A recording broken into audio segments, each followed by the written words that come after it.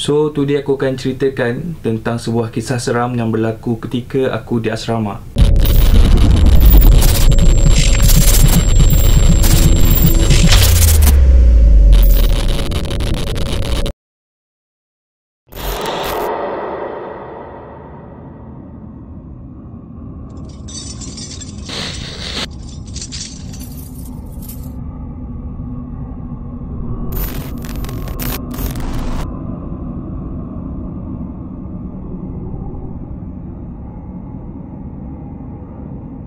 Assalamualaikum guys, and welcome back to my YouTube channel. So for today aku akan ceritakan kisah seram aku di asrama. For those yang dah tengok cerita sebelum ni, aku ada menceritakan bahawa every time student balik ke rumah, aku akan stay di asrama alone sebab parents aku duduk jauh. Sekolah aku kat Kelantan tapi parents aku dekat Pahang. Maksudnya that time aku akan balik time cuti panjang je lah, macam cuti merdeka ke, cuti 3 hari 4 hari baru akan pulang ke rumah. Kalau cuti weekend 2 hari, aku akan decide untuk stay je kat asrama seseorang. Seseorang ni maksudnya memang seseorang. Warden memang akan caw balik kampung. Guard pula memang kadang-kadang dia datang, time dia kena kunci jam tu, dia datang lah, lepas tu dia balik. So memang aku seorang lah dekat asrama tu. So today aku akan ceritakan tentang Aspura.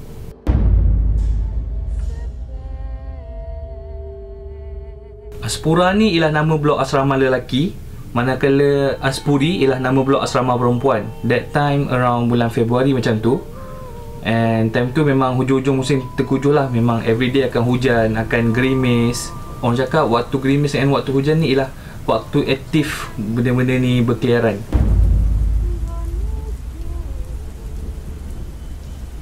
Sebab itulah kalau kita pernah dengar orang tua selalu cakap, jangan main kat luar time gerimis, jangan keluar time gerimis sebab takut disampuk hantu. And that things is memang betul-betul jadi. Sebab waktu gerimis ialah waktu aktif untuk makhluk halus.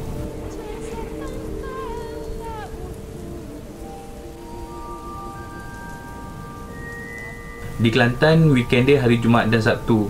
So Khamis petang tu memang budak-budak slowly dah kosongkan asrama. And dalam keadaan hujan renyai tu pun slowly asrama mula lengang, mula kosong. Pukul 6 time tu ada a few student yang tak balik lagi, dalam 3-4 orang. Aku decide nak mandi sebab kalau diorang dah balik semua nanti aku pula yang takut nak mandi kan. So aku prepare toiletries aku ambil tuala gosok gigi. Gosok gigi tu perbuatan. So aku ambil tuala, aku ambil ubat gigi and get ready nak pergi toilet kat sebelah dorm. Bila masuk je toilet memang sunyi sepi, memangnya bunyi just hujan je yang kena kat atas zinc. Dekat toilet tu dia ada 5 ruang mandi and 5 jamban. Maksudnya ruang mandi tempat yang kita nak shower lah, ada air hujan semua tu kan. And jamban ni tempat kita mencangkung lah. And bila aku masuk je toilet tu memang lengang, pintu semua terbuka, air tutup, yang just bunyi air hujan je. Aku terus pergi ke shower yang berada di tengah-tengah. Cakap-cakap tadi shower ada 5, aku masuk yang tengah-tengah, yang ketiga. Sebab kat shower tu memang paling selesa, paling bersih lah untuk aku. And kat situ juga ada pintu yang boleh lock. Kalau shower yang lagi 4 tu memang lock dia entah ke mana lah, memang kita orang sendar pakai kaki je. Kau bayangkan mandi tapi tangan pegang pintu. Seksa betul nak mandi time tu. Tengah syok-syok mandi, tengah sabun, tengah berus gigi, tengah pakai shampoo, tiba-tiba aku macam terdengar someone masuk dalam toilet tu. Aku macam bunyi slipper lah, slipper masuk dalam toilet kan. Percepap. Dia berjalan menuju ke bilik shower yang berada di sebelah aku.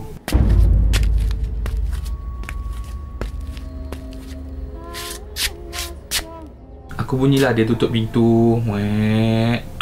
Lepas tu aku bunyi dia macam letak toiletries, dia letak kat atas lantai. Dan aku bunyi dia buka air. Time tu aku macam tertanya dalam hati, siapa yang tak balik lagi time macam ni? Usually time-time macam ni memang asrama dah kosong, yang tinggal 2-3 orang je. Tapi takkan ada orang nak mandi sebab diorang nak balik kan. Tapi aku buat bodoh je, aku macam fikir maybe budak-budak nasyid ataupun budak-budak yang ada latihan sukan balik lambat kot. So aku just macam husnuzon lah time tu. Then aku teruskan mandi macam biasa. And after 5 minutes, aku dah settle lah bahagian aku. Aku dah siap semua. And bila aku tengah lap badan, orang sebelah still tengah mandi lagi. Aku lilit kain dekat pinggang and buka pintu nak keluar. Bila aku langkah je keluar daripada bilik shower tu, aku nak pandang lah shower sebelah ada siapa kan. Bila aku keluar je bilik shower tu, aku toleh belah kiri, Aku nampak yang... Siapa tu?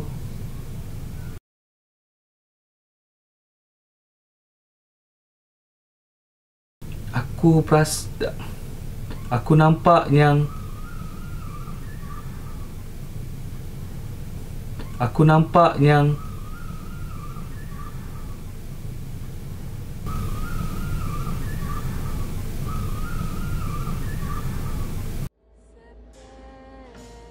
Aku perasan yang pintu bilik shower sebelah tak tutup. So aku macam keluar bilik shower, aku intai, aku nampak pintu dia terbuka. Bila aku intai ke dalam, tak ada pun kesan air yang mengalir atas lantai. Maksudnya bilik shower tu tak digunakan lah.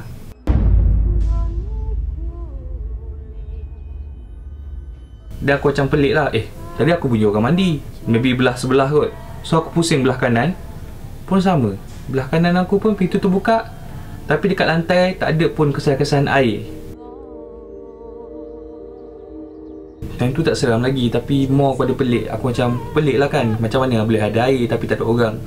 So aku dengan berkemban paras dadanya, aku selamba je bawa toiletries. Aku masuk dom aku semula. Time aku tengah siap-siap pakai baju yang handsome lawa-lawa nak turun ke surau. Dekat luar environment memang dah slowly gelap, sebab dengan hujan lagi kan, so memang cepat gila gelap. Dan aku siap cepat-cepat lah, aku nak turun ke surau untuk solat maghrib sorang-sorang kat situ. Malam tu memang tak ada benda pelik yang jadi.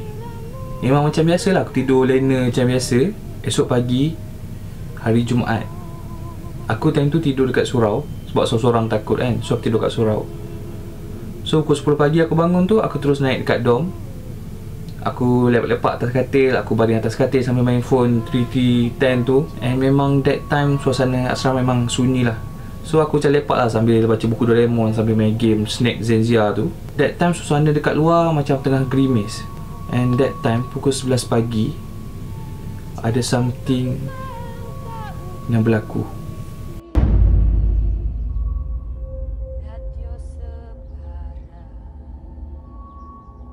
Aku tengah lepak baca buku, tiba-tiba aku terdengar macam ada orang tengah berlari dekat level atas.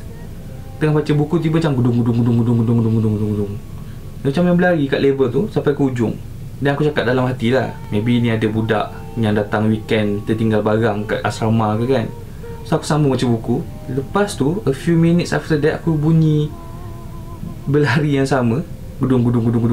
Tapi ni macam tadi sini ke sini kan, ni macam sana ke sini pula. So macam firasat aku macam, betul lah tu budak tengah berlari nak ambil barang tertinggal kat asrama.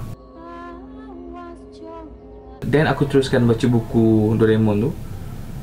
And tiba-tiba aku macam bunyi macam budak tengah melompat, macam dum dekat dom atas. So aku macam decide nak tengok lah, mana tahu kokot ada budak tak balik ke, ada budak nak rosakkan harta barang asrama kan. So aku letak buku, aku keluar dom, aku langkah naik tangga nak ke tingkat atas. Sampai di tingkat atas, memang time tu aku nampak pintu semua terbuka, pintu dom semua terbuka.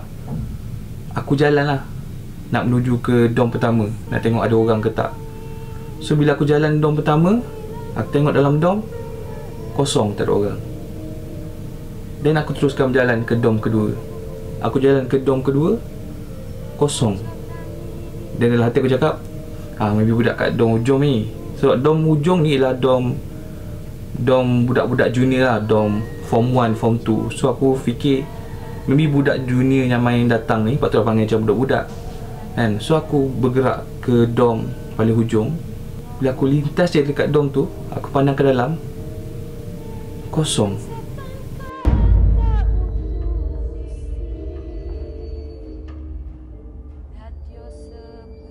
And that time aku terfikir maybe musang kot, sebab sebelah asrama aku tu ialah kawasan hutan. So memang aku fikir musang kot yang main. So aku decide nak turun. Bila aku nak turun tu, aku melepasi dom yang sebelah tangga tu, baru nak langkah turun ke bawah, aku macam terdengar satu suara budak ketawa mengekek.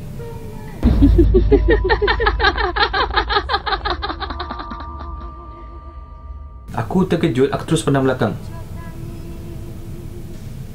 tak ada apa-apa pula, kosong. Dan aku decide aku nak turun bawah sebab time tu memang aku dah rasa seram sejuk, dah rasa tak best. Masuk je dalam dom aku tutup pintu, aku terus ke katil aku yang paling ujung sebelah tingkap. Aku alihkan perhatian aku dengan membaca buku Doraemon tu lah.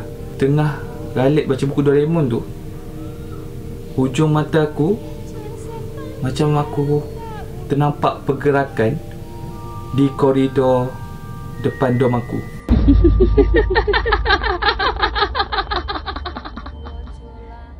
Tingkap di dom aku memang tak boleh tutup. So memang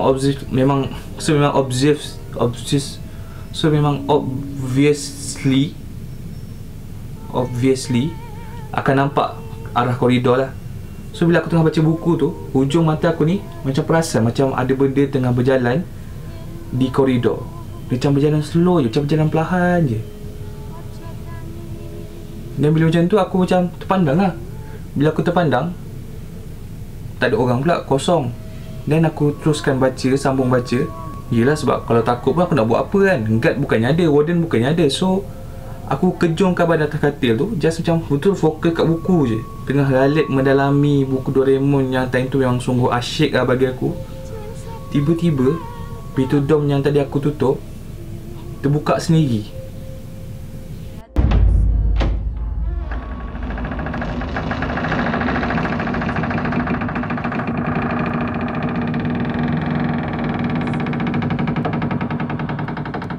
That time memanglah kat luar gerimis, dekat luar tengah mendung, tapi tak ada angin yang membolehkan pintu dom tu terbuka.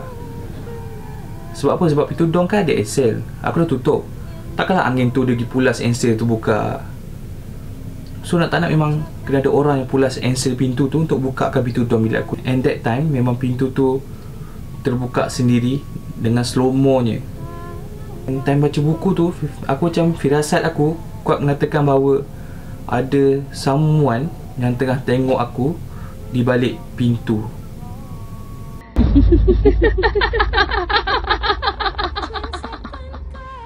So aku decide nak tegur.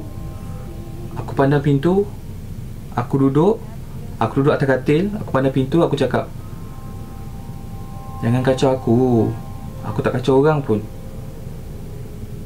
And that time tiba-tiba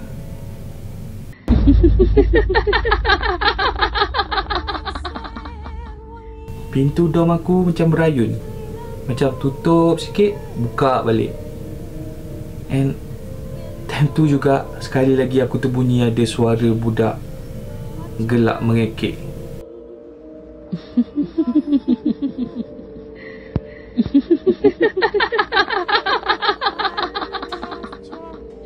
Dia bunyi tu slow tapi kuat. Maksudnya bunyi tu perlahan tapi macam bunyi dalam kepala kita.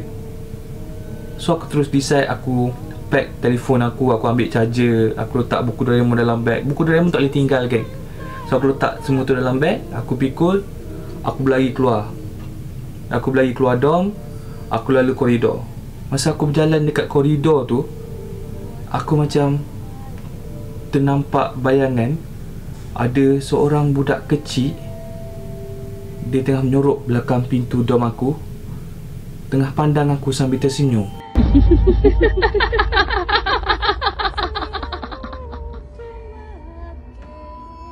Dan aku ignore lah perasaan takut tu. Aku pecuk turun tangga. Bila aku nak langkah tangga turun ke bawah, tiba-tiba ada satu suara yang buatkan jantung aku gugur. Suara tu suara seorang budak. Dia cakap, nak pergi mana tu? Takut ke?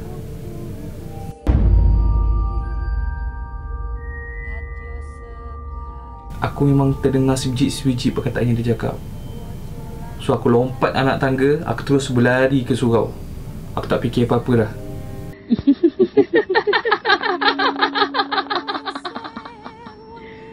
Kenapa tak tidur lagi?